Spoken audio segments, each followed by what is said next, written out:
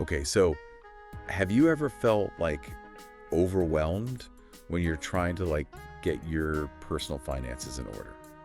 Yeah, I think a lot of people feel that way, right? There's just so much information out there. It's like, where do you even begin? Exactly. And, you see all these articles and these tips, and it's like all Yeah. these like complicated strategies. And it can feel like you're drowning.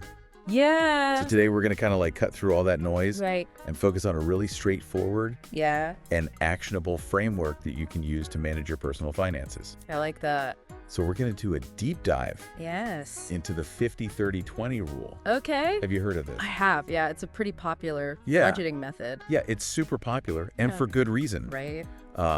Because it's simple, but it's also really powerful. Totally. So our deep dive today is inspired by a recent discussion on the Marco Whiteboard Finance YouTube channel. Oh, yeah, I've seen that channel. Yeah, they have some great videos on like Oh. personal finance and investing and just Yeah, demystifying all that stuff. really breaking it down. Yeah.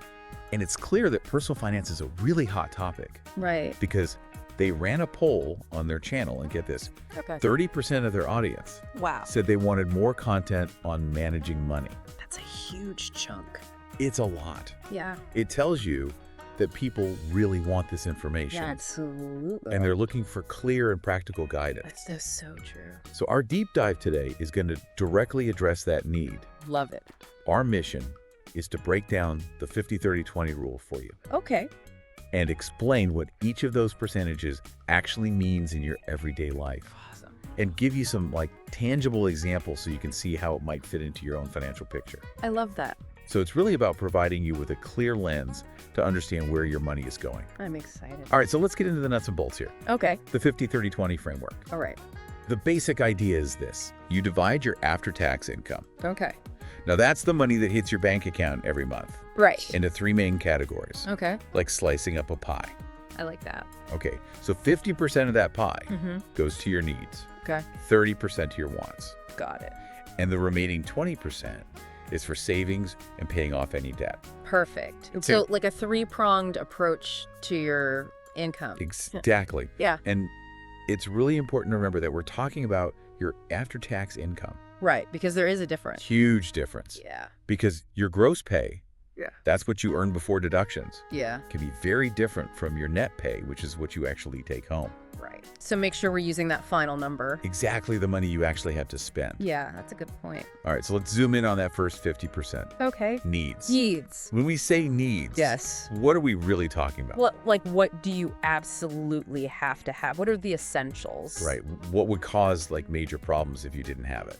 Yeah. Or essential for your survival. Right. Like you literally cannot live without it. Exactly. So in the video, they give some specific examples. Okay. They talk about groceries. Right. You need food Yeah. to live. Makes sense. They talk about your housing costs, whether that's your mortgage or your rent. Right. Shelter is non-negotiable. Yeah. Gotta have a roof over your head. Health insurance is another one. Mm-hmm. That's a big one. Super important for your well-being. Absolutely. And then your basic utilities, Yeah. things like electricity and water Right. to keep your home functioning. Keep the lights on.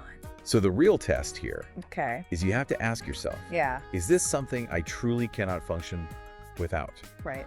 Or would not having it significantly impact my life in a negative way? Yeah. Like, would it throw your life into chaos? Exactly. Yeah.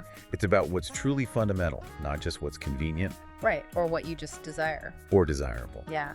Okay, so think about your own spending. Are you being honest with yourself about what is actually a need? That's a good question. This leads us to the next piece of the pie. A 30 For wants. What's the fun stuff? Yeah, this is where things get a little A little trickier. squishy Yeah.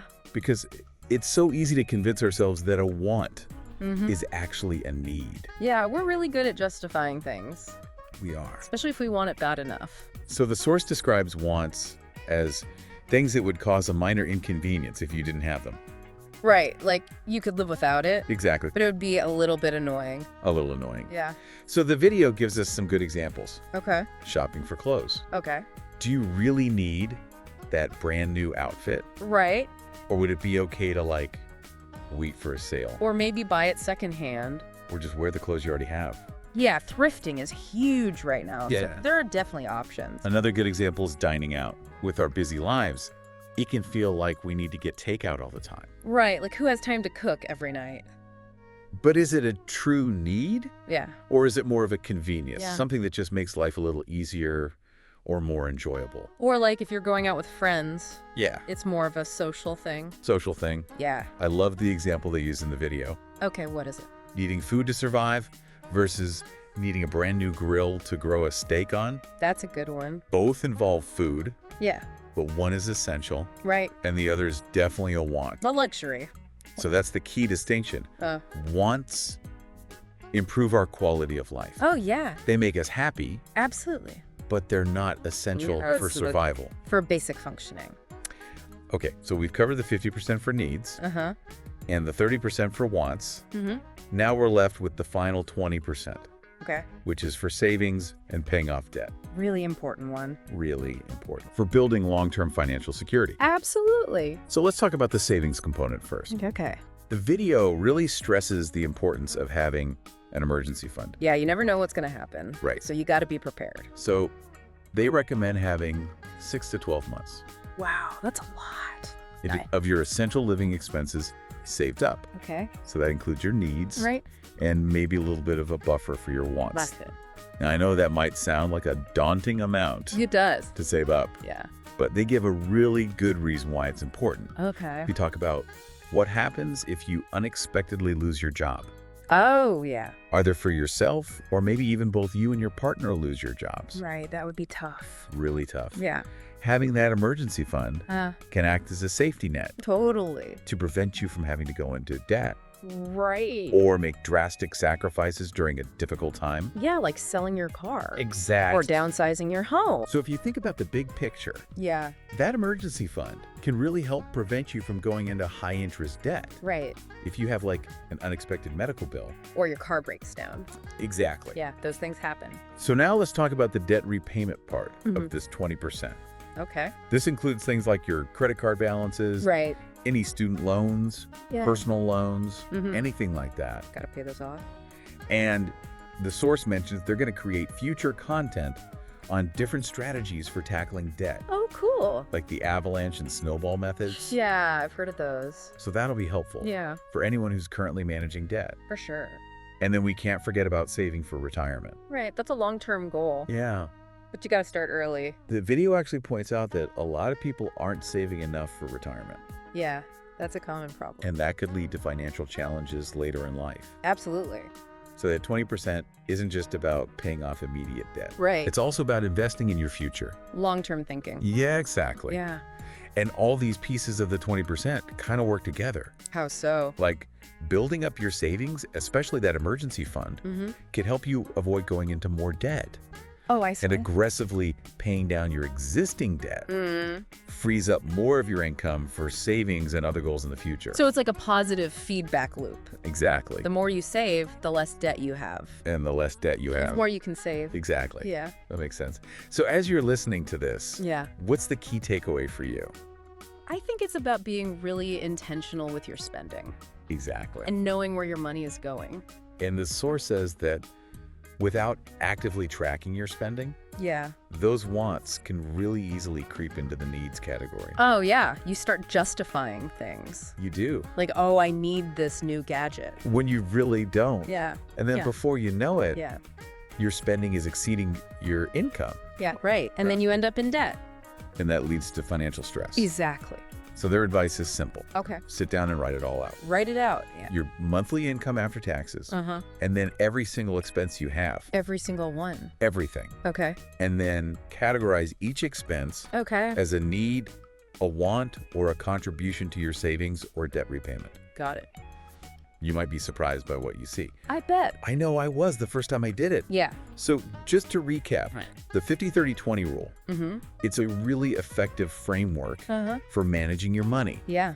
And it's all about allocating 50% of your after-tax income Okay. to your essential needs, Right. 30% to your wants, Yes. and 20% to your savings and debt repayment. Got it. It's a basic structure, Mm-hmm. but it's a valuable lens for understanding your finances. Absolutely. And for you, the listener, yeah. remember, this isn't about depriving yourself Right. or restricting yourself. Yeah. It's about being intentional with your money Exactly. so you can cover your essentials, Right. enjoy the things that you want, Uh, and build a solid financial foundation for your future. absolutely. So here's a final thought for you to consider. Okay. Now that you understand the 50-30-20 rule, Yeah. think about your own spending. Mm-hmm. What's one specific want Okay. that might be blurring the lines with a need? Like something you think you need. Yeah, but maybe you don't. Yeah. And then think about what's one small manageable shift you could make Okay. to help you save more Yeah. or pay down your debt faster. That's a good challenge. So take some time to reflect on your spending habits Right. in light of what we've discussed today. I think this is a great framework for people to use. It's a good starting point. Yeah. Might just unlock greater financial clarity For sure. and control in your life. Absolutely. Thanks for joining us This was great. for another deep dive. Until next time. Bye. Well,